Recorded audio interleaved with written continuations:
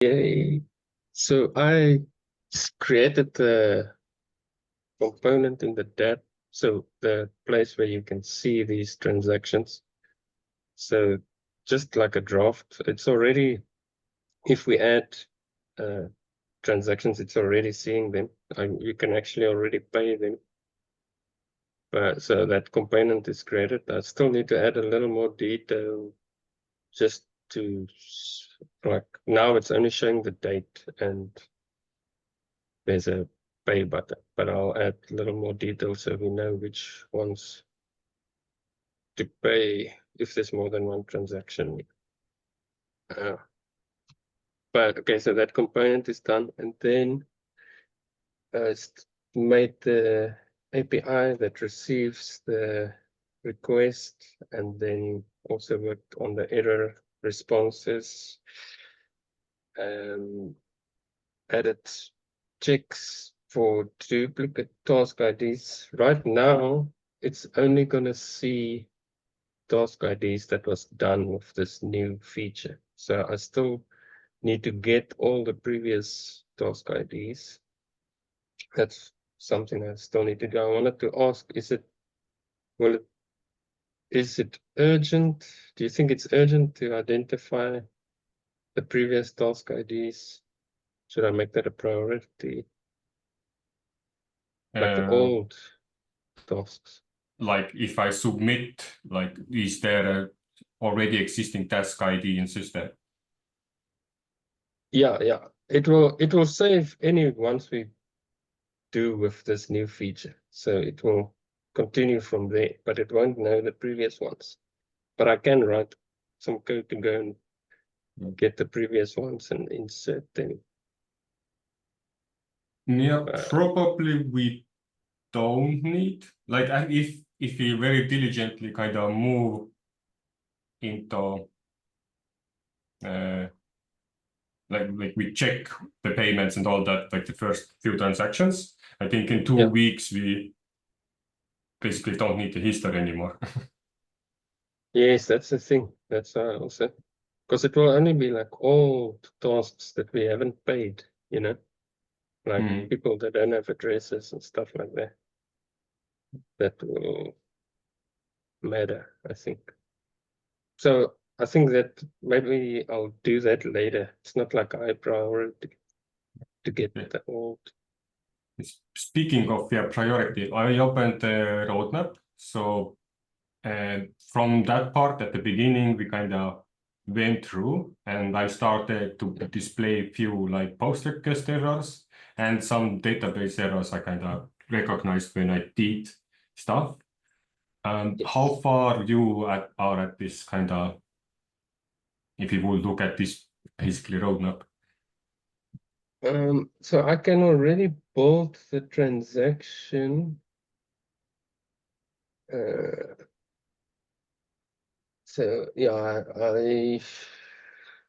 I don't think it will have any errors when it builds the transactions. It will.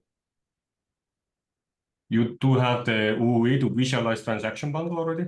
Yes, yeah, I've got that. I need to add a little more detail there, but I'll get that. There might be errors building the transaction. I still need to identify, but I haven't run into any yet, but there might be once. Can we start testing tomorrow? We just need to, you need to add the exchange rates to the. Yeah, that is already added. Oh, is it added? Yeah. Okay. Okay, I'll have a look at that. Then I can integrate that with the. I just had a question about the fees. So for Ambassador Wallet, it's just a 1% fee, if I'm not mistaken. Yep. Okay. Let me just check something quick. So I just need to. I did add the fee feature already, so that should work. I just need to finish this exchange rate feature. I can try and finish it early tomorrow or later today. If that is finished, I'll do some tests. If it works, we can try it tomorrow. But I wonder if we shouldn't try it with some swarm transactions first, just to see everything. The point is not to kind of to pay, but instead to at least submit and see if there is gonna be any errors and stuff coming up. Yes. But we can still do the normal transaction. Yeah. No, definitely. Yeah, we can definitely. That's another feature I added today. If there are any bugs or any errors, it's still gonna upload the data to my database with the errors. So then I can see the input data and the errors it created. So we can definitely start using that button tomorrow. That would actually be good, yeah. Well, sorry about the spam yesterday then. No. This is gonna be because even if like one letter or something from my side was like, I press the button again. Yes, no, it's good you did that yesterday. Otherwise, I wouldn't have added that feature this morning. Okay. Well, there you have it from the JSON side, and then we have effiom. I kind of checked back at the beginning. I'm gonna move at the on the documentation, but unfortunately at that time it wasn't yet ready, and then after that I haven't had time to check it. However, effiom, do you wanna give a quick feedback from your side? How was it to create the documentation, and how did you think it is for next stage? Oh yeah.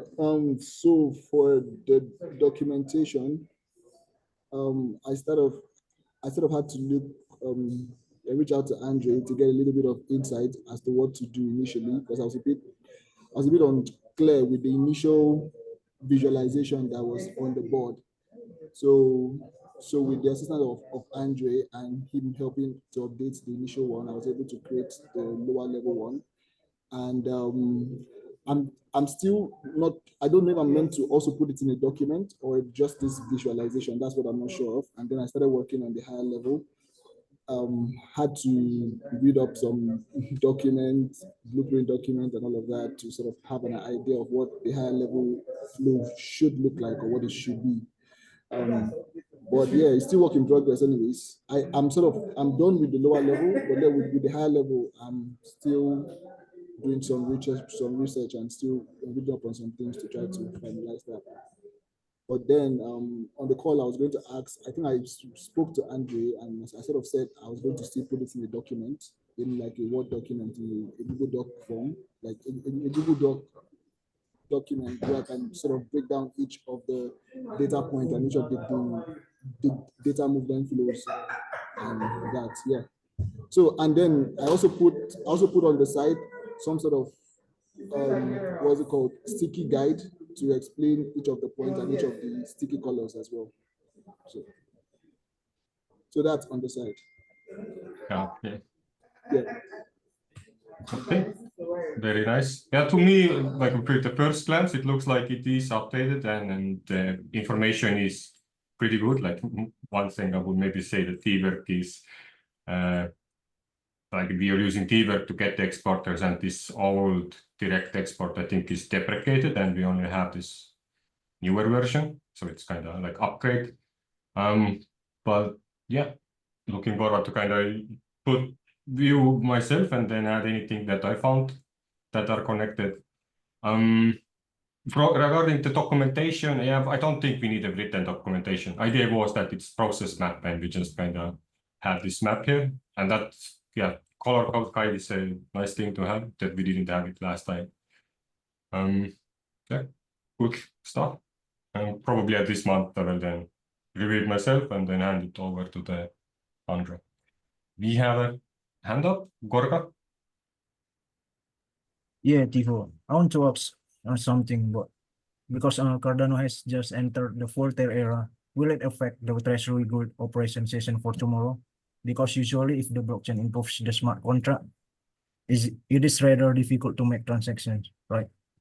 Yeah, there is no issue from our side, because even like the majority of the Cardano network, I think 70% is to the next node. And so it just runs as usually. Everything is, the problem would be if like half of the nodes would be behind the schedule, but because it's a hard fork combinator and it's kind of meant to be seamless, so we don't have this situation. Yeah, it doesn't really have any Alright. effect with us. Okay, then. Yeah, and one thing related to effiom task, I didn't notice you have a dework task, so if possible, maybe you could also add your hours and call it, I don't know, updated workgroup documents. Maybe even this would be enough title, and then in the description you can share the link to this miroboard, and that will be it, and then hours aside. Okay, sure. Now, other updates. So there are, as you can see, a few more things that usually we do from Swarm side. From my side, it would be, let's see, a more like general stuff, a bit of dashboard updates or coordination here, updated work group info. So there are, in Treasury operators have this dashboard where we do Zoom integrations and Zoom related stuff. So I mainly worked on that part, and yeah, few bug fixes or preferences here. On André's side, I see there is a new tab. I assume it's related to the Polkadot stuff. Yes. Yeah. There are also a few dashboard updates, and then I'm not sure what anything else that maybe can be related to SNet or not. For the recording, this was like the end of presentation. That was the last month's updates. And going forward in this call, we are now going to discuss what we plan next, and then see if we need to rush for Q3 proposal and proposal report and Q4 proposal. Thanks for watching, and see you in the next automation workgroup. The date currently will be also decided in this call. So look into the description below and meeting summaries.